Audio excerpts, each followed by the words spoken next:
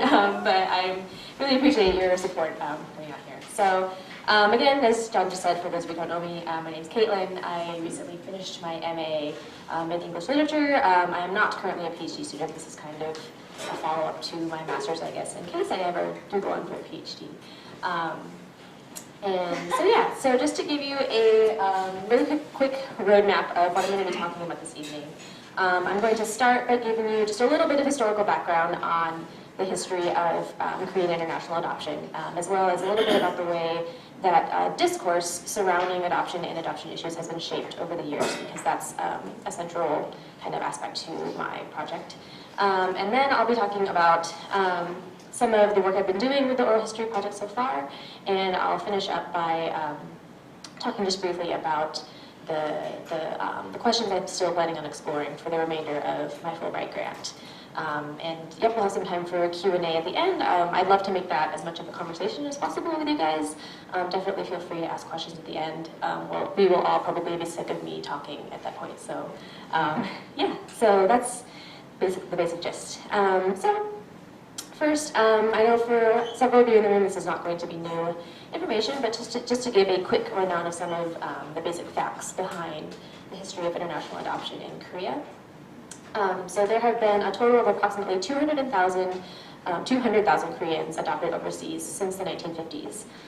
To set that number in a larger context, from 1948 to 2004, there were about 500,000 adoptees in the world total, and a third of them were Korean. And additionally, about two-thirds of those 200,000 Korean adoptees total were sent to the US. So that accounts to, the official number from the Korean Ministry of Health and Social Welfare is 112,000-ish. So that's about how many there are in America. You probably know that Korean international adoption was a product of the aftermath of the Korean War, hence its beginning in the 50s. But Korean international adoption actually peaked in 1985, when there were 8,837 adoptions in that year. So to put that in perspective, that averages out to 24 kids being sent abroad every day during that calendar year.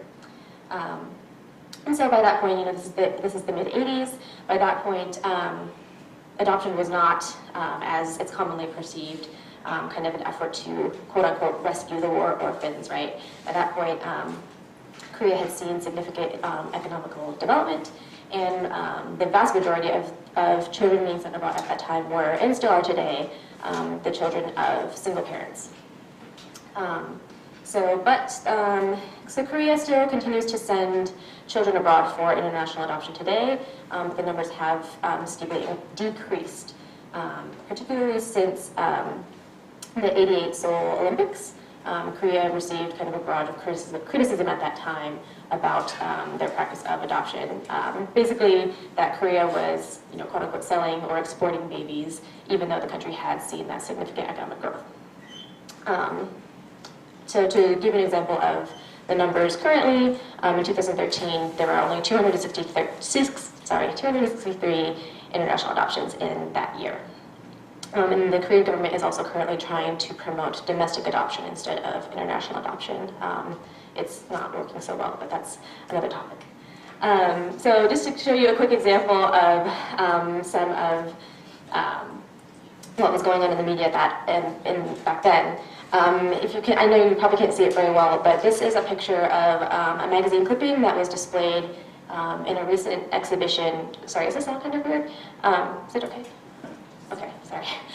So this was displayed at a recent exhibition about international adoption at the Museum of Korean Immigration History in Incheon. So it's an ad run by World Vision, which is an evangelical Christian humanitarian aid organization. And if you can see, the title says, World Vision has a Korean orphan for you. And the small print there says, you can provide food, shelter, and spiritual training for a needy Korean orphan today, and it goes on to talk about that. So that's the way that Americans were introduced to the idea of Korean adoption back in the 50s. And we go from that to, here's another another clipping that was displayed at that same exhibition. This is a 1988 issue of this magazine called The Progressive. And again, the caption there, if you can see that one a little better, it says, "Babies for sale, South Koreans make them, Americans buy them." So this was when Korea was getting that storm of kind of criticism over the practice of adoption at that time. So anyway, there's a lot more I could go into about the history of adoption and how the practice was started there, but that's just kind of basically scratching the surface of the historical context. It's pretty much all you need to know right now. So now I'm going to talk a little bit more about the specifics of what I've studied in the past for my master's and how that led me to my project here. So when I was doing my master's at the University of Nebraska-Lincoln, I was writing about, it was a master's in literature, not creative writing, as many people believe, sorry. There we go. So my master's was in literature, and I was focusing on adoptee memoir. So I wrote my thesis about not just memoir in book form, so I've got the pictures up here, you might recognize the titles. Jane John Trenka, her 2 memoirs, and a more recent one that came out in 2015 called The Ghost of Songju by Soo-jung-jo. I was also watching a lot of documentaries, such as, I know the pictures are really small, but this one here is from First Person Plural, made by Dia Moshe Lim, and more recently you've probably heard of the film Twinsters, about 2 twins who found each other on social media. So these are the kinds of things that I was reading and writing about. And I was applying, for my master's, I was looking at trauma theory and how that applies to these adopting narratives. But even though I was focusing on literature, I was also reading up on the historical background, the social welfare aspect of things. And I also started working at that time on some critical discourse analysis projects, which I'll talk a little bit more about in just a bit. And if you haven't guessed it already, I myself am a Korean American adoptee, so that gives me a personal stake in these issues. So how did I get here for my Fulbright project? What I noticed as I was reading all of these adoptee narratives and watching them on documentary form, at the center of most of these narratives was this search for their birth family, and for those who were able to, the reunion with their birth family. And you're probably thinking, well, duh, of course that's going to be a major component, because that's one of the first things that most people think about when they think about adoption, right? You meet an adopted person, and if you meet an adoptee, most people tend to ask, have you met your real parents? They ask questions like that. But there are a couple of things that really caught my attention about the way that adoptees were constructing their narratives of this search and or reunion for those two that applies. The first thing was just how difficult and complicated the birth family search process was. There was a lot more corruption and fraud, but particularly the longer ago you go, in the way records were kept, that kind of thing, which complicates the process. So first was just how difficult it was, and just how rare it is for adoptees to actually manage to reunite with their birth families. Which I'll talk about more of this in just a bit. But second was the way that people were talking about, again, looking at narrative, how they construct the narrative of it, and the difference in the way that adoptees talk about birth family search and reunion versus the way that, say, mass media was talking about it, or the way that adoptive parents talked about it, or the way that adoption agencies were talking about it. And finally, the third thing that stuck out to me was the fact that there was not very much out there about what comes after the reunion.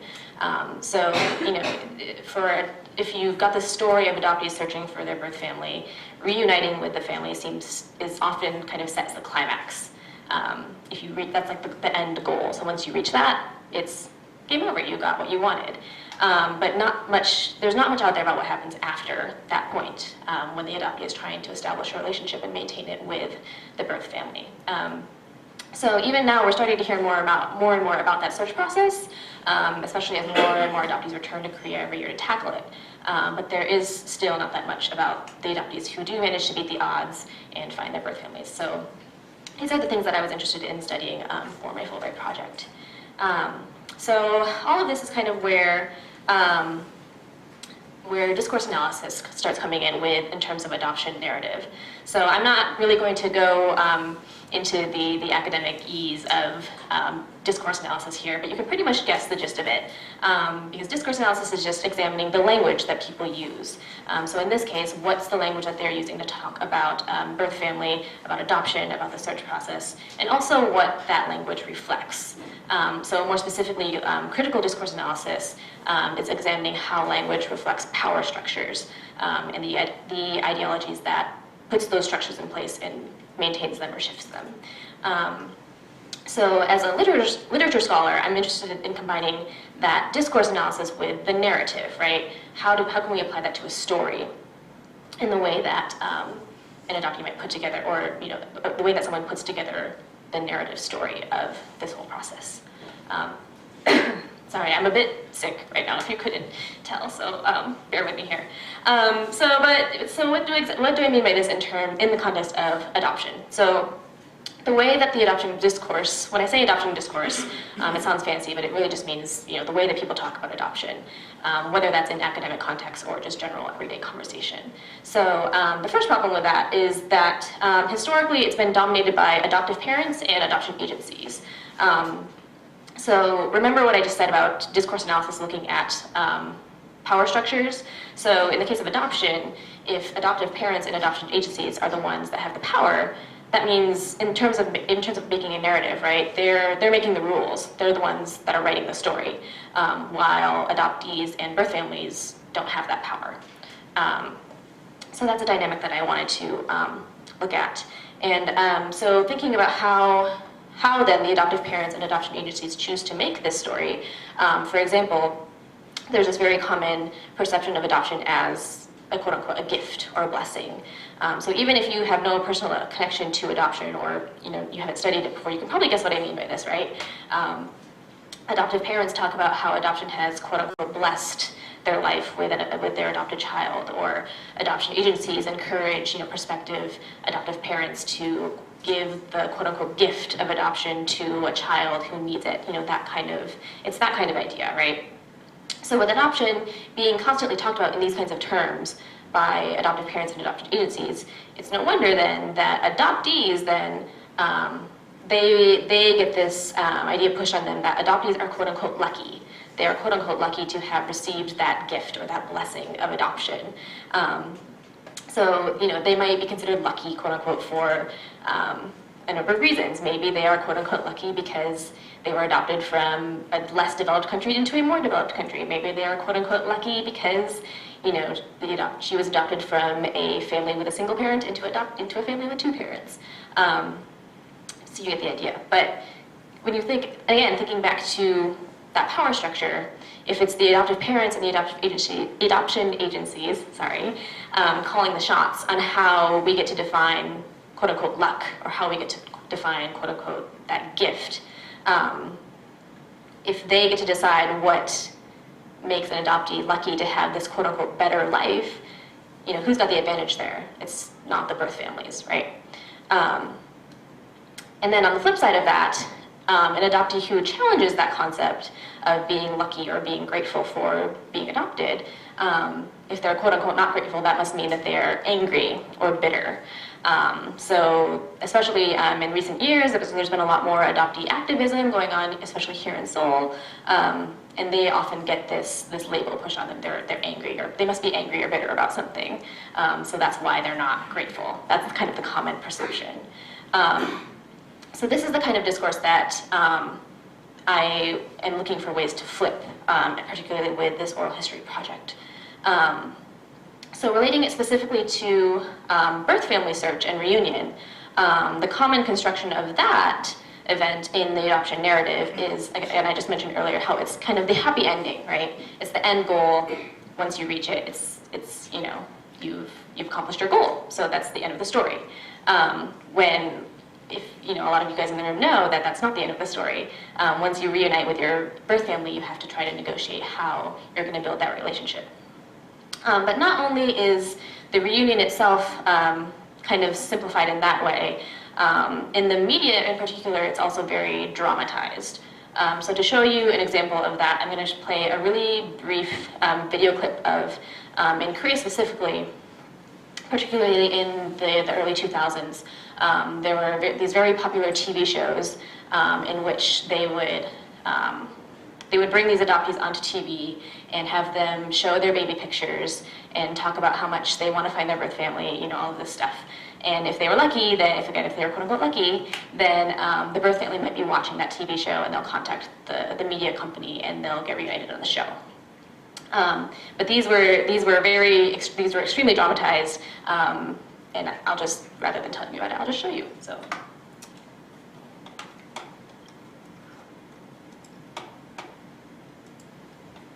I'm only going to play about 2 or 3 minutes of this clip, but this is, you can see it's from 2008. The show is called I Miss That Person, or 그 사람 보고 싶다.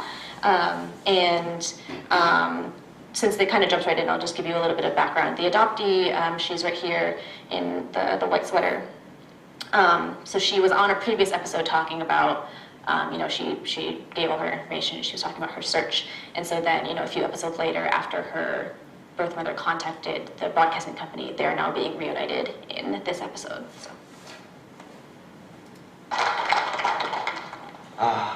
참 그동안 어떻게 지내셨을까요? 예. How have you been since you were on the show 2 weeks ago? I've been well. 그동안 잘 지냈습니다. 그 찾았다는 연락을 받고 기분이 어떠셨는지 궁금해요. How did you feel when you first heard about someone called and you found your mom? I didn't believe it. I was very excited. I didn't think that it would actually happen. 처음엔 굉장히 믿기 힘들었고요. 굉장히 신나고 흥분되면서도 제가 어머니를 찾을 수 있을 거라는 큰 기대를 하지 않았기 때문에 많이 놀랐습니다. 참 올 때만 해도 막연한 기대만 갖고 계셨을 텐데 정말 맞아요. 현실로 이루어지니까 많이 놀라셨을 거예요. 어머니 이제 조금 있으면 만나실 텐데요. 어떤 말씀 묻고 싶으세요? What do you want to ask her, or is there any questions you want to tell her? Ask her. I want to ask her how we were when we were kids, because she had us when we were older, up till I think up till 5 or 6 years old, and just how we were as a family and how we acted. 제가 대여섯 살이 되던 해까지 같이 지냈기 때문에요. 저희가 어떤 아이들이었는지, 저랑 제 동생이 어릴 때 어떤 아이였는지 굉장히 궁금하다고요. 묻고 싶습니다. 네. 아니 동생 두 분은 미국에 계신데 혹시 이 소식을 전해 주셨나요? Have you talked? You have your siblings in the States. Have you talked to them? Yes, I spoke to my sister, and my sister was very excited and emotional to hear about my mother, and I wasn't able to reach my brother, but I will be contacting him soon. 제 여동생은 이 소식을 듣고 너무 기뻐했고요. 그리고 안타깝게도 아직 남동생하고는 연락이 닿지 않았는데 아마 조만간 이 기쁜 소식을 들을 수 있을 겁니다. 네. 네, 그 어느 때보다도 행복한 크리스마스 보내실 수 있을 것 같아요. 엄마와 함께 하신다면요. 예. 마치 선물 같은 오늘 만남이 될 텐데 예. 자, 엄마라는 말씀 하실 수 있죠? 어떤가요? Can you speak Korean like mom, 어머니? Yes. 궁금했어요. 네, 준비해 오셨겠죠. 크게 외칠 순간 얼마나 기다려 오셨을까요? 지금 뒤쪽에서 기다리고 계신데 직접 돌아서서 한번 불러보시죠. Turn around and she's waiting there. So call mom loud. 이쪽으로 나오실 거예요. 예.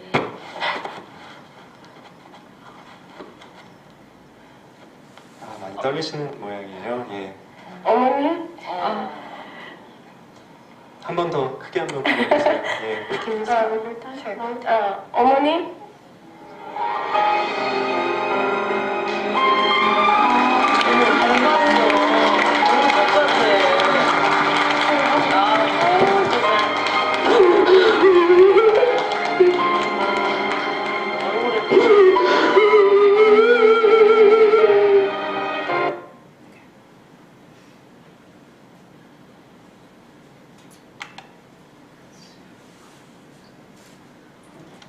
So the reason that I stopped the video there was because what followed after that was literally a full minute of just the camera zooming in onto that adoptee's face as her mother sobbed loudly into the microphone.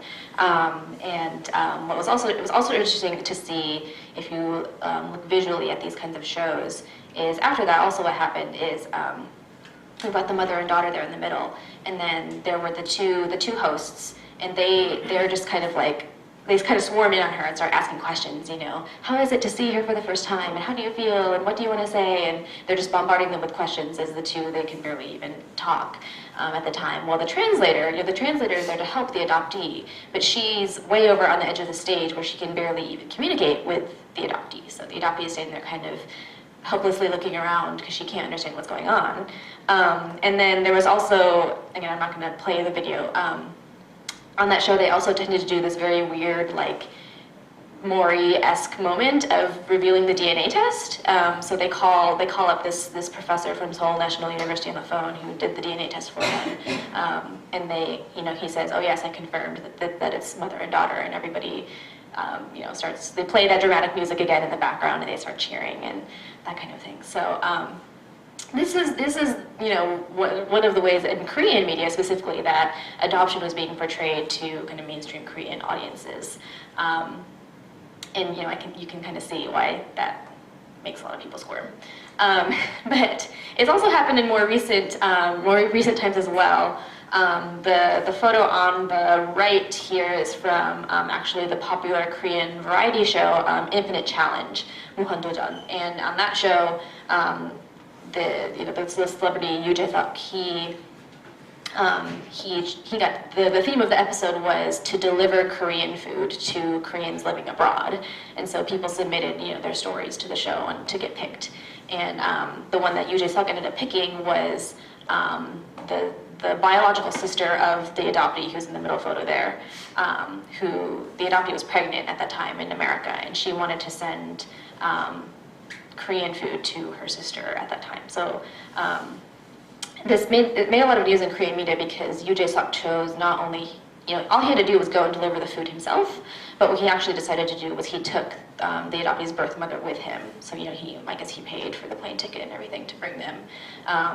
But again, it had the same kind of it played out kind of the same way on the TV screen of, you can see from the pictures, right, the very tearful, dramatic reunion and that kind of stuff. So these are the kind of narratives that I'm looking to challenge with the oral histories that I gathered with this project. So to talk a little bit about what I've done so far. So when I say oral history, I'm interviewing adoptees from all over the world. But rather than making it a very a formal kind of question and answer type of interview, oral history, I basically want them to tell their own story as however they want to tell it, because it's their story, right? So what I've done so far, I've finished 17 interviews so far, 13 women, 4 men, which that's not too surprising. I mean, there were a lot of, I think usually the adopted community has more women than men. So the average age was 33 years old. I think the youngest person I interviewed was 21, and the oldest was 65. So I've got quite a range there. 15 of them were American, 1 was British, 1 was Danish. Again, not super surprising given that Americans make up the majority of Korean adoptees. And this was interesting though. Again, this is only a really small sample, but of the 17 people I've interviewed so far, in regard to their birth family search status, 6 of them were reunited. And I'll go into this a little bit more in just a second, but the statistics for success rate of birth family search is really small. So it's actually pretty surprising that many of them have reunited. 7 of them are currently searching, 2 have searched in the past but are not currently searching. I'll talk more about that in a bit as well. And 2 have not searched at all. So when I sent out the call for this oral history project, I made it clear that anybody, a lot of people would ask, well, I haven't found my birth family yet, is that okay? Or I'm still looking. I wanted to talk to people who are at every stage of the process because it's so different for everybody. So that's what I've done so far. I'll be continuing to do interviews over the next couple of months, but I'll talk more about that in just a second. So before I go into more details about the interviews I've done so far, to give you a little bit of background about the birth family search process for Korean adoptees, and just how hard it is to actually succeed at it. to look at a couple of statistics from 2012 to 2015, 4,790 adoptees requested to see their birth records. But of those, 4,700 people, only 14.7% were able to actually reunite with their birth families. So that's not a lot, right? And but that's actually higher than most statistics say. Previous statistics estimated that only about 2.7% are able to reunite with their families. So again, if you think about that kind of big picture, there are 200,000 adoptees total. Only somewhere between 2 and 14% are actually able to find their birth families. It's not a lot of people. And so what does the birth family search process entail? This is really different for everybody. It depends on a lot of things. But to just give a quick rundown of some of the steps that somebody might go through, the first thing you might do is ask your adoptive parents if they have any files, which that tends to vary. You've probably heard a lot in the news lately. There have been stories of adoptees who have been deported from America to Korea because they did not turn out to have any citizenship. Their adoptive parents failed to ever actually file for citizenship for them. So not all adoptive parents kept any kind of record of anything relating to the adoption. Adoptees can also contact their adoption agency. I'll talk more about that in just a minute, but there are 4 main agencies in Korea, and the ones that you would Google through on the American side can depend on where you're from. But many adoption agencies, especially on the American side, they'll ask the adoptee to update their file with letters. They'll ask you to write a letter to your birth mother or your birth family, and you can also put in photos to your file as well. Several of the adoptees I talked to mentioned that they did this kind of thing, but they also never were able to confirm that their birth family actually ever saw them. So another thing that's popular, especially in recent years, is what's called a quote-unquote motherland or homeland tour, usually sponsored by adoption agencies or like adopting organizations. Basically, they'll bring maybe a dozen or so adoptees to Korea. Usually it's reserved only for adoptees who have never been back to Korea. Sometimes they're just for touristy things. Sometimes the organization facilitating the tour will do kind of a really intensive birth family search to try to see if they can find anything even if it's just within a week or 2. So a lot of those are being run today. If the adoptee is able to come to Korea, they can choose to visit their adoption agency or the orphanage where they were. I'm not sure how common this is these days, but flyers, either in hard copy or digital, you might have even seen them floating around on Facebook. People who are looking for siblings that got split up when they were adopted, but also for adoptees who are living in Korea, or even if they're only in Korea for a short time, especially those who don't have a lot of information in their records, and really the only thing they can show is like a baby photo. They might put that on a flyer and just hand it out in a space where maybe they know it's the neighborhood where they were relinquished or something like that. DNA testing is something that's taken off in the past couple of years. If you've heard of services like 23andMe or FTDNA, there are several companies now that do DNA testing. It usually costs like $200. You just spit in a tube and send it in the mail and you get this DNA report back. So there's a push right now for adoptees again, because if you don't have anything in your file, there's not a whole lot that you can do to attempt to try to find your birth family or relatives. So DNA testing is one way that organizations are making efforts to try to connect people. But the problem, of course, with DNA testing is that it's only as good as the number of people who take the test, right? So especially for adoptees, if there are no birth families in Korea taking the tests, then they're never going to get matched with them in this database, right? So that's something that a lot of organizations are working on these days as well. You can also go and register yourself as a missing person at a Korean police station, which, yeah, that's as weird as that sounds. You can leave a DNA sample at a police station as well, but again, that only really helps if a matching relative comes to look for it. Some people even go so far as to hire a private investigator. Again, especially the less information you have, the harder it is, the less you can get from an agency or an organization. So this is something people do as well.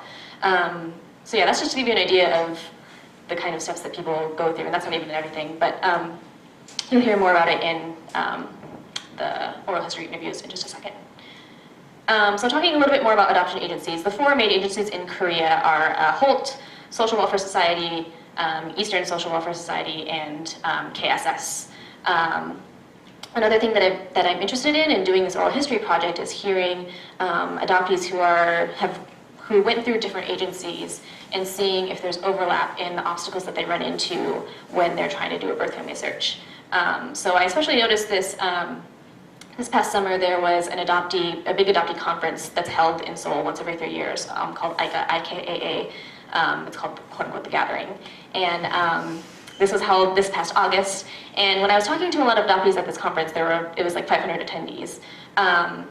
It seems that adoptees they're kind of starting to establish like a hierarchy of which agencies are the easiest to work with and which ones are the most likely to withhold information from you, or they're the most likely to have had, forged something in your file or something like that. So I still don't have quite a clear picture of this. Maybe some of you in the room can clarify, but it seems to me that the worst reputation is Holt.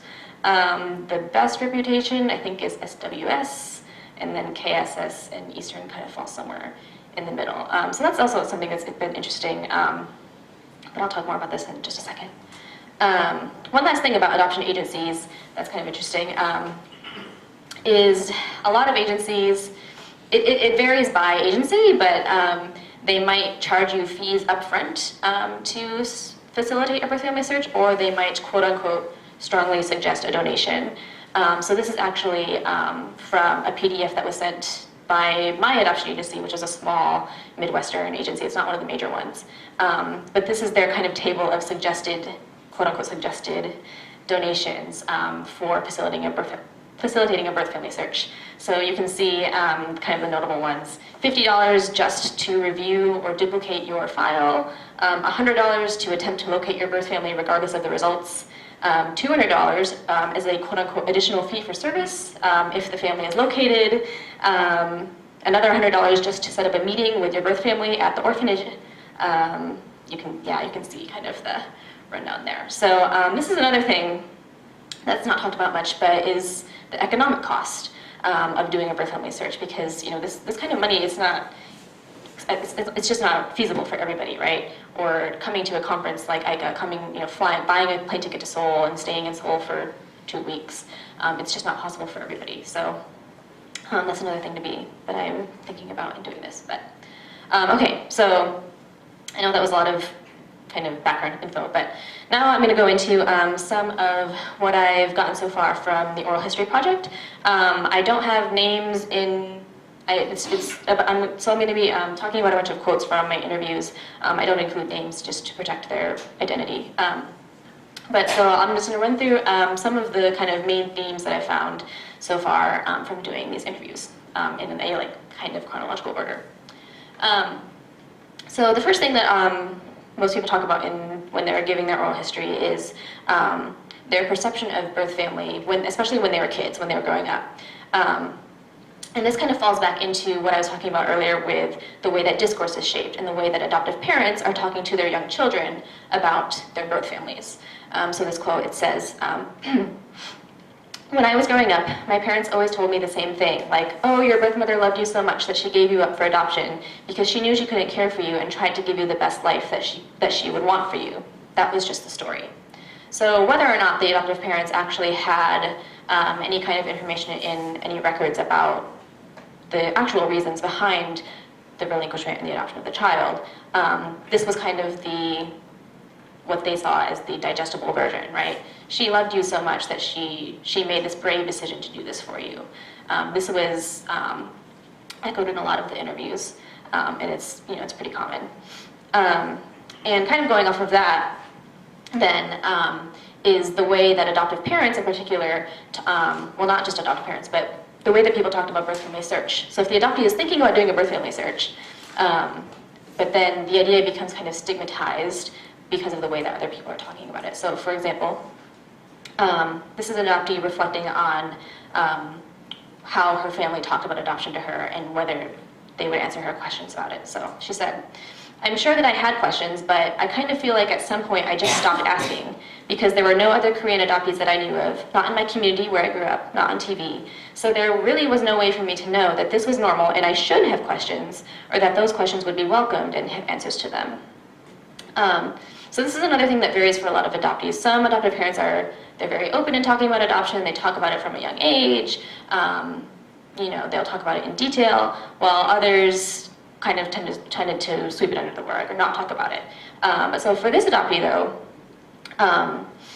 she illustrates how even if the adoptee is not sure how her parents feel about it, the fact that they're not talking about it makes her think, oh, I shouldn't ask them that question. It might hurt their feelings if I ask them this question.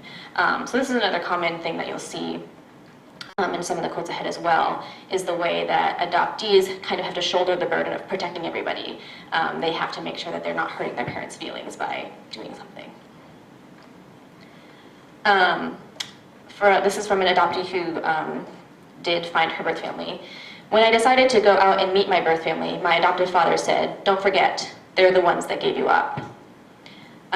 So again, the way that adoptive parents are talking about birth parents, and if you go going back to the discourse kind of structure, right? If adoptive parents are the ones who have the power in the structure, they are dictating whether or not it's okay. And in this case, this parent is saying it's not really okay for you to be going and finding your birth family. Oops, sorry.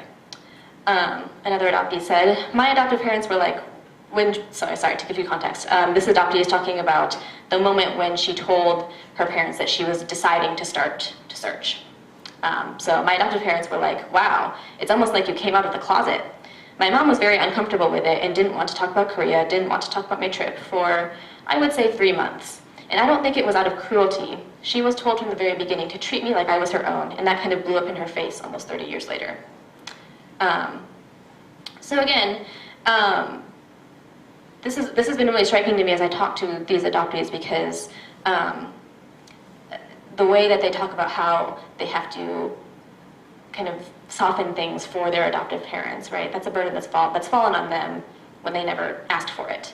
And even for a lot of the adoptees that I talk to who are really critical of adoption, of what's going on in adoption issues, they still often come to their parents' defense, the adoptive parents' defense. So again, this is reflecting how this discourse has all been shaped over the years, and how it's seen as quote unquote not okay, or an adoptee is probably angry or bitter if they talk quote unquote poorly about their adoptive parents in these kind of cases. Some other quotes, it doesn't just come from, so this kind of stigmatizing of the idea of searching for birth family, it's not just coming from adoptive families, it's also coming from other people in their surroundings as well. So for example, my spouse and I were talking about having kids, and it started bringing up feelings about, I've got some unfinished business, not issues to address, but like it's something that's always been at the back of my mind to do. And my spouse said, "I think before we have kids, it'd be really good for you to find closure," or whatever it is on this. So the italics or the emphasis it's not mine, it's the way that the adoptee said it. But so you can see the implications here, right? If you want to search for your birth family, it must be because you have issues. You must feel like there's something missing from your life, or you need to find quote unquote closure on something, right? You can see the implication behind that. And that's the kind of pressure that adoptees are facing when they're going into these kinds of searches. The following quote is from an adoptee who was visiting her adoption agency. So when she was at the agency, I just asked the question, if I did want to find my birth mother, what would the process be? And the social worker turned around and she was like, "Oh, but why would you want to find her? You seem so settled, you're engaged, and you're very happy. You talk about your adoptive family a lot, and you seem to be really happy." And I remember feeling a sense of guilt, like, oh yeah, maybe you're right. So I just kind of let it go. So then you can see the social workers at the adoption agency, who their job is to be providing these post-adoption services, right? They're there for adoptees who want to review their file, or they're supposed to be facilitating birth family searches, and here she is discouraging her from searching. Like, why would you want to do that? Like, you don't need to do that.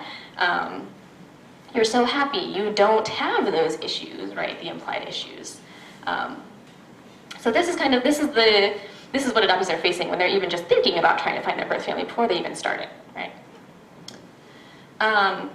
So to go on to what goes on in the actual search, you may have heard, again, I mentioned earlier how it really varies wildly from person to person, depending on what's in their file, depending on what agency they went through, what age were they when they were adopted, all of this kind of stuff. So one of the reasons why I decided to do oral history and talking to these people individually was kind of trying to look for some patterns, because it really just seems so random almost. So if there's any kind of patterns that can be identified in the obstacles that they're facing in this search, then maybe there's a way that we can improve, the process for everybody. But so to give you an example, this adoptee said, I went to the agency and said, can I look at my file? I looked at this 2 years ago, but my memory is a bit fuzzy. And I'd also heard at ICA that you are legally allowed copies of your adoption file in full.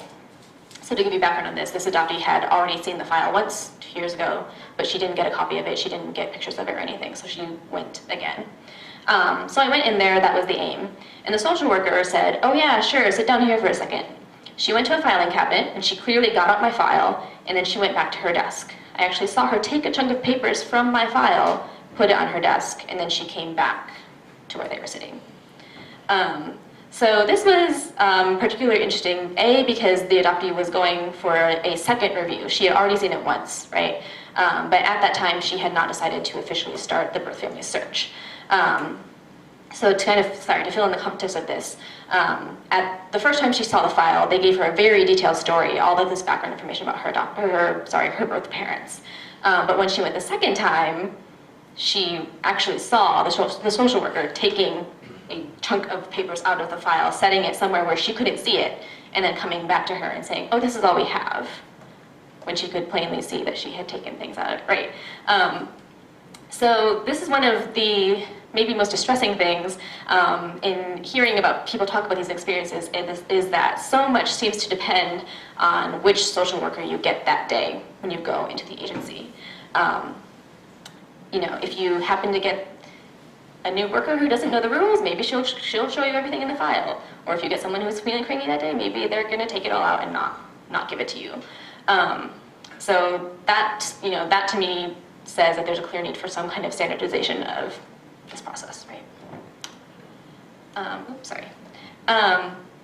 Another big problem with birth family search that makes both finding the family difficult, but also makes it complicated if you actually do reunite with them, is misinformation. If information in the file was forged, if the story behind the reasons for the child being sent for adoption, if it was partially or completely falsified, this happens more than it should, certainly more than you probably think. So for example, everything in my adoption file ended up not being true.